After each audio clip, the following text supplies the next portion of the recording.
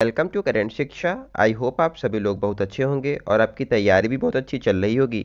आज इस वीडियो में हम फिजिक्स की जो नई सीरीज है इसको हम शुरू कर रहे हैं, जिसमें हम कंप्लीट फिजिक्स कवर करने वाले हैं। और आज जो क्लास है पहली क्लास होगी फिजिक्स की, जिसमें हम यूनिट्स एंड मेजरमेंट यानी कि इकाई और मापन से महत्वपूर्ण पॉइंट्स जो कि शॉर्ट नोट्स के माध्यम से हम यहाँ पर रिवीजन करने वाले हैं। आपको पता ही होगा कि यूपी पुलिस कांस्टेबल का नोटिफिकेशन आज जारी हुआ है और यहाँ पर वहाँ पर भी ये क्वेश्चन आएंगे यहाँ से। इसके अलावा यूपी में रेडियो ऑपरेटर की वैकेंसी है और जहाँ पर भी फिजिक्स आती है उन एग्ज़ाम्स के लिए ये बहुत इंपॉर्टेंट है। एसएससी एग्ज़ाम्स में भी यहाँ से क्वेश्चन आपको एक दो देखने को ज़रूर मिलते हैं, क्योंकि मात्रक और यहाँ पर मेजरमेंट से यहाँ पर एक दो क्वेश्चन हर एग्ज़ाम में ज़रूर आता है। इसका PDF आप लोग को टेलीग्राम ग्रुप में मिल जाएगा।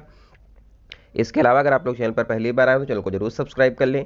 आपको बता दें कि इस चैनल के माध्यम से आप सभी लोगों को कुमार गौरव सर का जो ऑनलाइन ब्रह्मास्त्र बैच है उसका यहाँ पर शॉर्ट नोट्स के माध्यम से रिवीजन कराया जाता है। यहाँ पर कंप्लीट जीएस हम यहाँ पर इस चैनल के माध्यम से आपको कवर करा रहे हैं, जिसमें हमने बायोलॉजी, पॉलिटी, मॉडर्न हिस्ट्री और इकोनॉमिक्स जो है उसको कवर कर लिया है। आज हम यहाँ पर फिजिक्स से शुरुआत करने वाले हैं। आइए आज की शुरुआत करते हैं। सबसे पहला यहाँ पर जो है हम देखने वाले हैं इकाई और मापन यानी कि यूनिट एंड मेजरमेंट से यहाँ पर शुरुआत की जाएगी। सबसे पहले हम समझते हैं कि भौतिक राशियाँ क्या होती हैं, यानी कि फिजिकल क्वांटिटीज़ क्या हैं। वे राशियाँ जिन्हें हम माप सकें उनको हम लोग भौतिक राशियाँ कहते हैं। जैसे यहाँ पर बल, चाल, घनत्व, दूरी, भार, समय, इन सबको हम लोग भौतिक राशियाँ कहते हैं। और ये दो प्रकार की हैं। यहाँ पर दो प्रकार की भौतिक राशियाँ होती हैं। एक होती है अदिश यानी कि स्केलर क्वांटिटी, दूसरी है सदिश यानी कि वेक्टर क्वांटिटी। यहाँ पर दो जो राशियाँ हैं इनको हम लोग समझ लेते हैं ये क्या होती हैं। देखो, अदिश यानी कि स्केलर जो क्वांटिटी है ये दिशा विहीन होती हैं, यानी कि जो अदिश है, अदिश राशियाँ वे भौतिक राशियाँ हैं जिनमें केवल परिमाण यानी कि मैग्नीट्यूड होता है और दिशा यानी कि डायरेक्शन इनमें नहीं होती है। इन राशियों को हम लोग अदिश राशि कहते हैं। इनको पहचानने की एक ट्रिक है। यहाँ पर उस आदमी को ताला और चाबी दो, यहाँ पर जो राशियाँ लिखी हुई हैं ये सब क्या हैं, आपकी अदिश राशियाँ होंगी। यहाँ पर ऊर्जा है, ऊ से ऊर्जा हो गया आपका, सा से समय और शक्ति, आ से आयतन और आवेश, दा से दूरी, को से कार्य, ता से तापमान, चा से यहाँ पर चाल है, बी से विद्युत धारा और विभव, दो से दाब और द्रव्यमान। ये जो यहाँ पर लिखा हुआ है ये सब क्या है हमारी, ये हमारी हो जाएंगी अदिश यानी कि स्केलर क्वांटिटीज़ हो जाएंगी। ये इसके एग्जाम्पल हैं।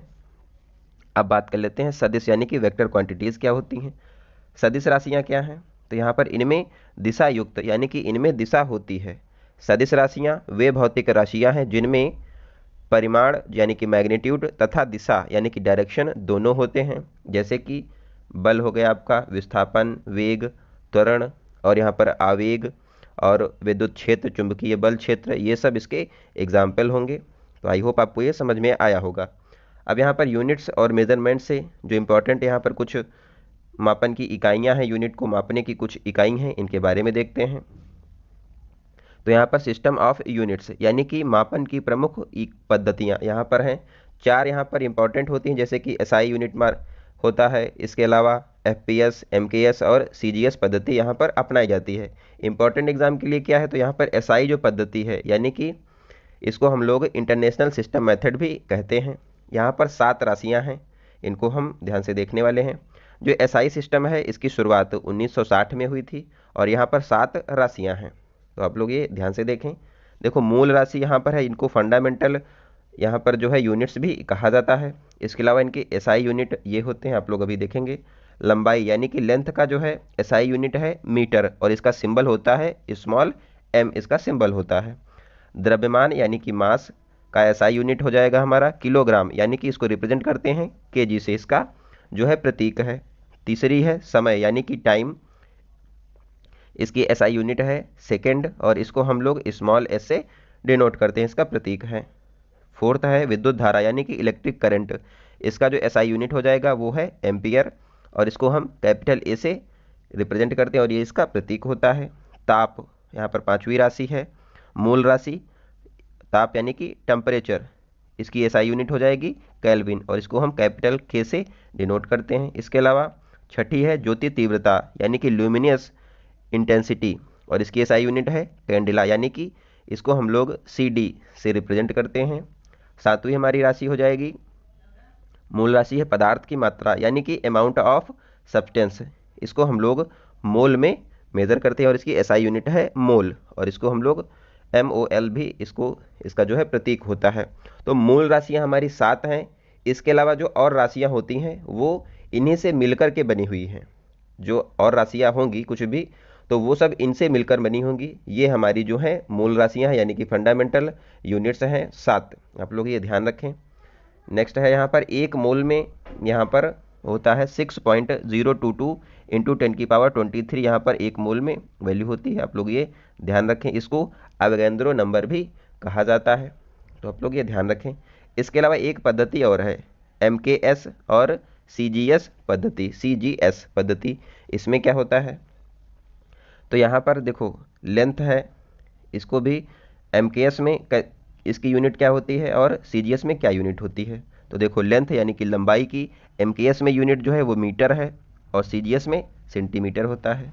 इसके नाम में भी यही है, M for metre, K for kilogram, S for second. यहाँ पर भी आप लोग देख पा रहे होंगे CGS में सेंटीमीटर, ग्राम और सेकेंड, तो ये आप लोग लगा लेंगे। और यहाँ पर मेन यूनिट क्या है, यहाँ पर लेंथ हो गया, मास और टाइम। मास यानी कि द्रव्यमान, MKS सिस्टम में इसकी यूनिट होगी किलोग्राम और CGS में हो जाएगी ग्राम। टाइम यानी कि समय, MKS सिस्टम में सेकंड इसकी यूनिट है और CGS में सेकंड है। तो यहाँ पर आप लोग ये समझ गए होंगे।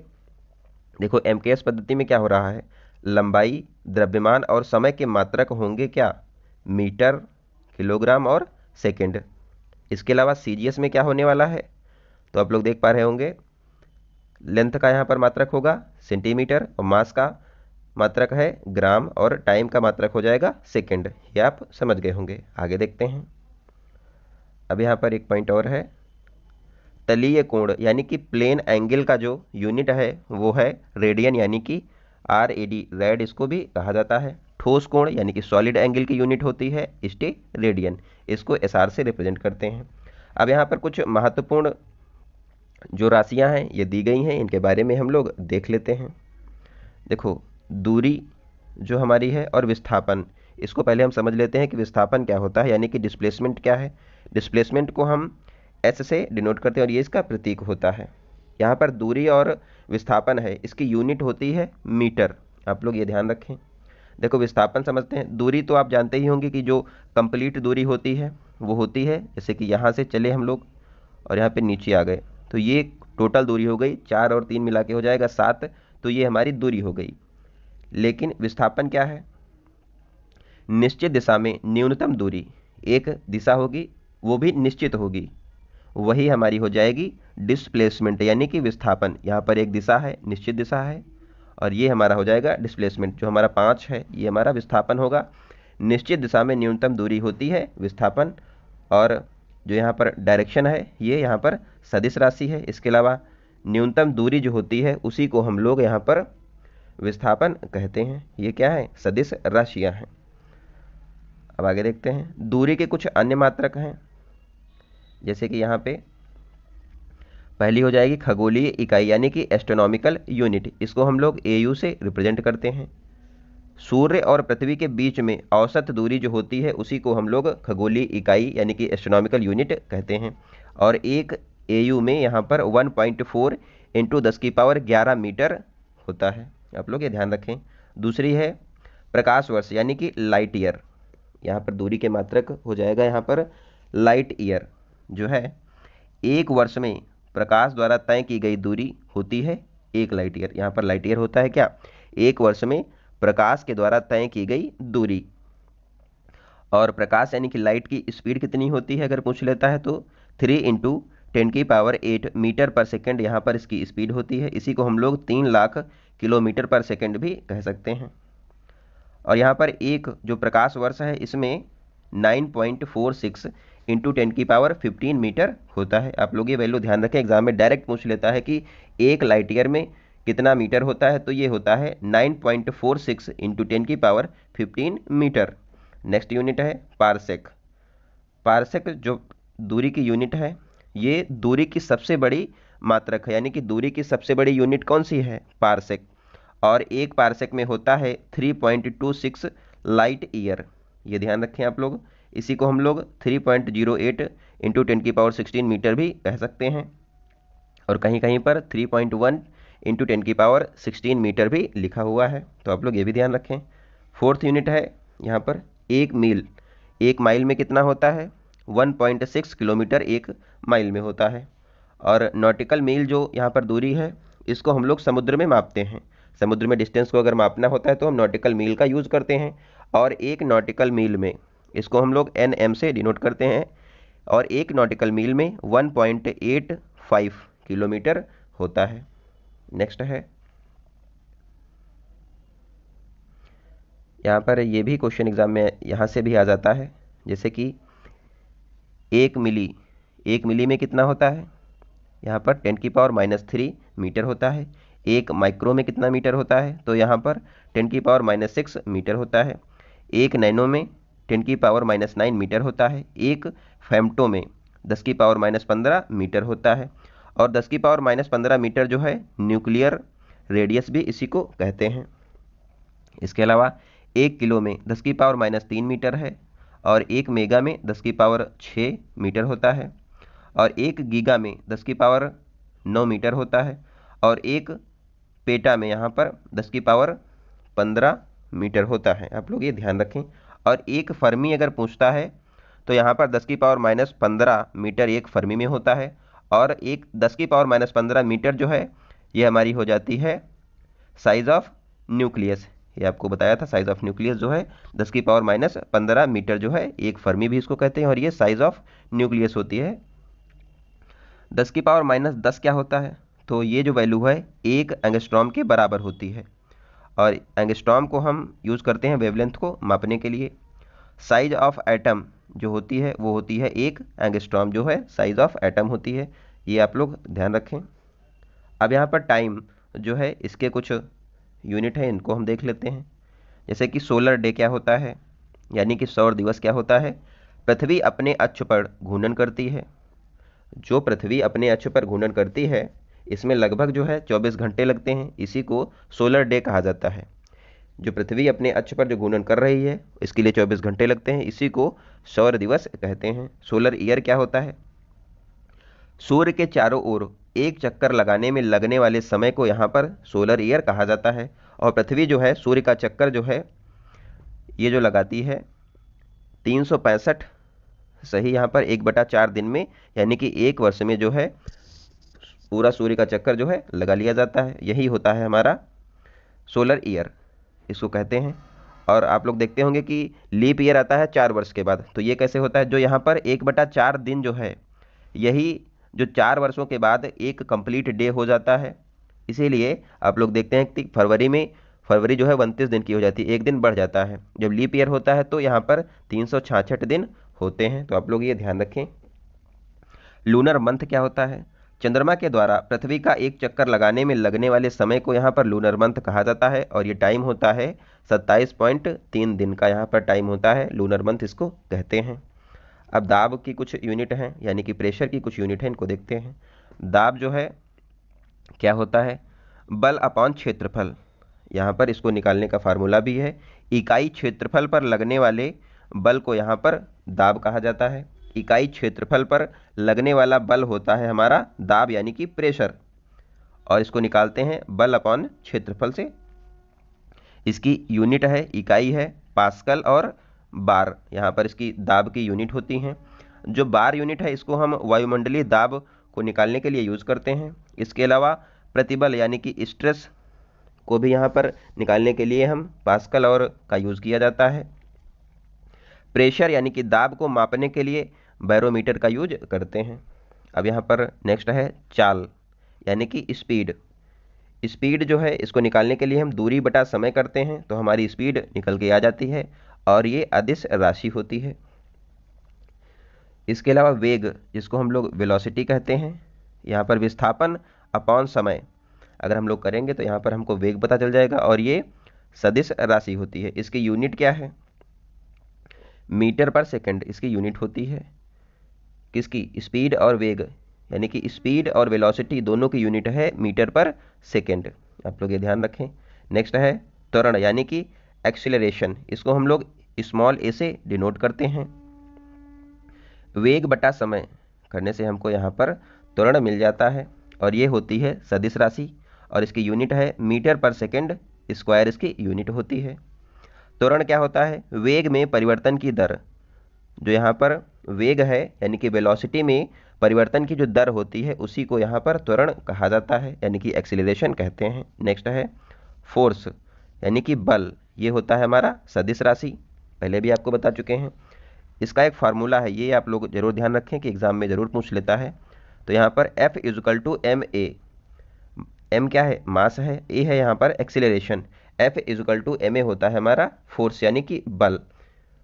और यहाँ पर MKS सिस्टम में इसकी यूनिट है kilogram metre upon second square, यहाँ पर kg into metre per second square इसकी यूनिट होती है। और SI सिस्टम में इसकी यूनिट है न्यूटन। फोर्स की यूनिट क्या है? न्यूटन। ये एग्जाम में बहुत बार पूछा गया है कि फोर्स की यूनिट क्या होती है, तो ये न्यूटन है SI सिस्टम में। MKS में अगर पूछ ले KG metre per second square होगी यहाँ पर। CGS सिस्टम में क्या यूनिट है? तो CGS सिस्टम में इसकी यूनिट हो जाएगी gram into centimetre upon second square, इसकी यूनिट हो जाएगी और इसी को हम लोग डाइन कहते हैं, DYNE इसको कहा जाता है। डाइन भी फोर्स की यूनिट है। अब यहाँ पर 1 न्यूटन में 10 की पावर 5 डाइन होता है, ये पॉइंट आप लोग ज़रूर ध्यान रखें, 1 न्यूटन में 10 की पावर 5 डाइन होता है। आगे देखते हैं कार्य। अब यहाँ पर आता है कार्य यानी कि वर्क, कार्य यानी कि वर्क। यहाँ पर इसका फॉर्मूला क्या है? वाइफ फंस गई, आप लोग ध्यान रखें, वाइफ से हो जाएगा वर्क यानी कि फंस, F और S, फंस गई, आप लोग ध्यान रखें, वाइफ फंस गई। तो इसे work is equal to force into displacement. Force हमारा यहाँ पर बल हो गया, डिस्प्लेसमेंट क्या हो गया? विस्थापन हो गया। फोर्स की यूनिट क्या है आपको पहले बता चुके हैं, न्यूटन होती है, और डिस्प्लेसमेंट की यूनिट है हमारी मीटर। तो यहाँ पर वर्क की यूनिट हो जाएगी न्यूटन मीटर, ये आप ध्यान रखें, वर्क की यूनिट हमारी हो जाएगी न्यूटन मीटर। ये वाली तो ज़्यादा एग्जाम में नहीं पूछता है, दूसरी वाली पूछता है। तो देखो यहाँ पर कौन सी पूछता है? वर्क यानी कि कार्य, ऊर्जा यानी कि एनर्जी, ऊष्मा यानी कि हीट, इनकी यूनिट जो है जूल है। ये पॉइंट आप लोग ध्यान रखें, वर्क, एनर्जी, हीट, इनकी यूनिट है जूल, एग्जाम में यही पूछता है। इसके अलावा आप लोग ये भी ध्यान रखें न्यूटन मीटर भी वर्क की एक यूनिट होती है। इसका फार्मूला क्या है? फोर्स इंटू डिस्प्लेसमेंट, इसका फार्मूला हो जाएगा। इसके अलावा जो कार्य की CGS जो मात्रक है, यूनिट है, वो होती है अर्ग। यहाँ पर कार्य की यूनिट एक CGS सिस्टम में अर्ग भी होती है और 1 जूल में 10 की पावर 7 अर्ग होता है, ये पॉइंट ध्यान रखें, 1 जूल में 10 की पावर 7 अर्ग यहाँ पर वैल्यू है। नेक्स्ट है ध्वनि, यानी कि ध्वनि जो है, ध्वनि तीव्रता यानी कि इंटेंसिटी, कितना तेज शोर हुआ, इसको हम लोग ध्वनि की तीव्रता यहाँ पर कहा जाता है। इंटेंसिटी क्या होती है? कितना तेज शोर हुआ। और जो इसको मापने के लिए डेसिबल यूनिट का प्रयोग किया जाता है। तो ध्वनि की तीव्रता जो होती है इसको हम डेसिबल में मापते हैं। और यहाँ पर ध्वनि की गति यानी कि स्पीड जो होती है इसको हम लोग मैक में मापते हैं, मैक यूनिट होती है, मैक ध्वनि की यूनिट है गति को मापने के लिए। अब यहाँ पर समझ लेते हैं, आप लोगों ने बहुत बार सुना होगा सबसोनिक, सुपरसोनिक, हाइपरसोनिक, ये क्या होता है? जैसे यहाँ पर हमारी एक स्केल है, आप लोग ये देख पा रहे होंगे। अब यहाँ पे 0 से शुरू हुआ है और ये 1 मैक हमारा हो गया और ये 5 मैक है, यहाँ पर 1 मैक है और 5 मैक और ये 0 मैक हो गया। तो यहाँ पर 0 से लगा के 1 तक हमारा जो है सबसोनिक है और यहाँ पर जो 1 मैक होता है ये ध्वनि की गति होती है और 1 मैक से यहाँ पर 5 मैक तक सुपरसोनिक होता है। और जो ब्रह्मोस मिसाइल है ये दुनिया की सबसे तेज सुपरसोनिक क्रूज मिसाइल है, आप लोग ये भी ध्यान रखें। और इसकी स्पीड क्या है? 1 मैक से 5 मैक के बीच में है। हाइपरसोनिक की स्पीड क्या होती है? 5 मैक से ज़्यादा जो स्पीड होती है उसको हम लोग हाइपरसोनिक स्पीड कहते हैं। और जो रूस की एक मिसाइल है जिरकॉन, रूस ने इसको बनाया है। भारत भी यहाँ पर हाइपरसोनिक मिसाइल को डेवलप कर रहा है, लेकिन अभी तक सफलता नहीं मिली, लेकिन जल्द ही इसको सफलता भी भारत को मिलेगी। तो यहाँ पर आप लोग समझे होंगे। जो सबसोनिक की एग्जाम्पल है वो है निर्भय मिसाइल, जो है हमारी निर्भय क्रूज मिसाइल भी सबसोनिक कैटेगरी में आती है और इसकी स्पीड 0 से 1 मैक के बीच में है। आई होप आपको ये समझ में आया होगा। नेक्स्ट है आवेश यानी कि चार्ज, इसकी यूनिट होती है कूलाम। अब यहाँ पर कुछ इंपॉर्टेंट जो एग्जाम में पूछता है वो हम यहाँ पर कवर कर लेते हैं। आवेश यानी कि चार्ज, इसकी यूनिट है कूलाम। विद्युत धारा यानी कि करंट की यूनिट होती है, ये क्या होता है, एम्पियर इसकी यूनिट है। और आवेश की प्रवाह की दर जो होती है इसी को हम लोग करंट कहते हैं। आवेश अपॉन समय करके हम यहाँ पर इसको निकाल सकते हैं करंट को। विभव यानी कि विभवांतर वोल्टेज जो है इसकी यूनिट होती है वोल्ट। प्रतिरोध यानी कि रेजिस्टेंस, आवेश जो होता है आवेश के प्रवाह गतिरोध उत्पन्न करने वाला जो होता है उसी को हम लोग रेजिस्टेंस कहते हैं। आवेश के प्रवाह गतिरोध के प्रवाह में गतिरोध को उत्पन्न करने वाले को हम लोग रेजिस्टेंस कहते हैं। और इसका मात्रक होता है ओम। ये भी एग्जाम में बहुत पूछता है, रेजिस्टेंस का यूनिट क्या है, तो ये ओम होता है। और इसका साइन यहाँ पर आप लोग देख पा रहे होंगे, ऐसे इसका साइन होता है, ये आप लोग ध्यान रखें। और एक फार्मूला है, ओम का नियम है यहाँ पर V=IR, ये भी एग्जाम में पूछता है, इससे न्यूमेरिकल भी आप लोग एग्जाम में कर सकते हैं। तो यहाँ पर V=IR होता है ओम का नियम। आगे समझेंगे ओम का नियम क्या होता है, ये सब बाद में समझेंगे। यहाँ पर हम सिर्फ यूनिट यहाँ पर देख रहे हैं कि क्या किसकी होती है। लेंस की क्षमता इसकी यूनिट है, इसको हम लोग मापते हैं डायोप्टर में, लेंस की क्षमता। शक्ति यानी कि पावर, इसकी यूनिट है वाट।